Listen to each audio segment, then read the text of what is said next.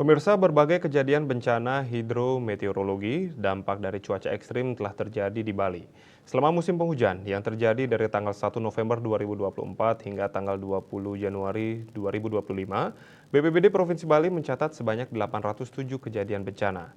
Kejadian tersebut didominasi oleh pohon tumbang, tanah longsor, dan banjir yang merupakan dampak dari cuaca ekstrim dan pengaruh fenomena La Nina. Bencana ini menyebabkan 12 orang meninggal dunia, 15 orang luka-luka dengan estimasi nilai kerugian mencapai 14,56 miliar. BPBD Provinsi Bali mencatat setidaknya 92 kejadian bencana yang terjadi akibat curah hujan tinggi dan angin kencang selama periode 1 sampai 20 Januari 2025.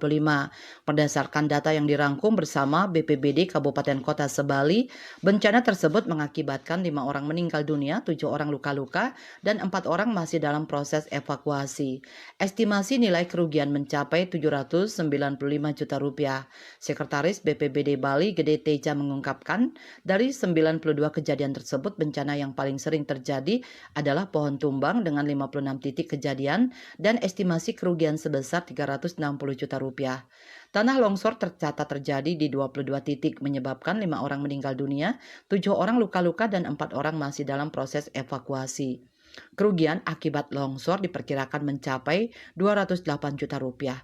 Selain itu, 9 titik banjir menimbulkan kerugian sebesar 10 juta rupiah dan 1 titik kejadian angin puting beliung menyebabkan kerugian sebesar 175 juta rupiah.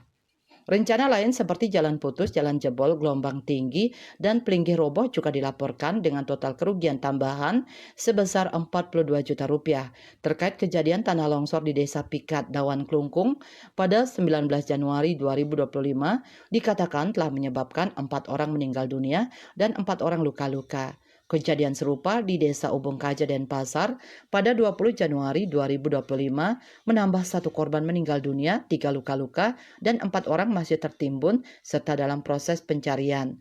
Gede Teja mengatakan bahwa jauh sebelum musim hujan, BPBD Provinsi Bali telah melakukan koordinasi lintas sektor untuk meningkatkan kesiapsiagaan. Peringatan dini terkait iklim dan cuaca secara rutin disampaikan kepada jejaring komunikasi masyarakat. Meskipun demikian, beberapa kejadian tetap tidak dapat dihindari. Tim BPBD bersama instansi terkait terus memberikan layanan kedaruratan dengan semangat kemanusiaan tinggi. Winata melaporkan.